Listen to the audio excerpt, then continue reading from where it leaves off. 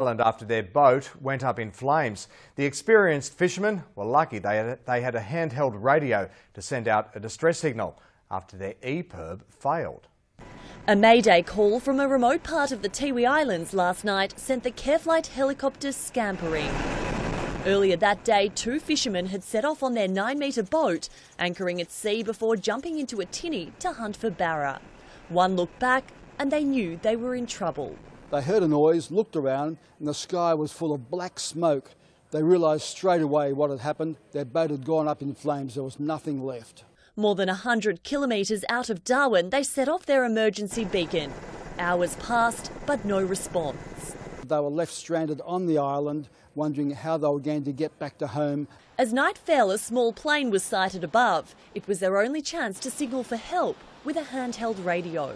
It was right on dark, but fortunately the mayday message was picked up by a customs aircraft. They had a pretty good idea of the location to pass on to us. The Careflight helicopter tracked down the men, the pair of experienced fishos relieved to be in safe hands. They were flown back to Darwin, having lost everything, but thankful to be alive. While the men say their EPIRB was less than a year old, experts say to test them regularly, as it's usually your best option for being rescued.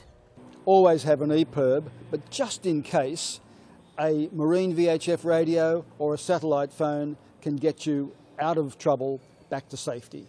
While the fisherman didn't want to be identified, one popped by to thank Careflight for saving his life today, leaving them a cheque for their efforts.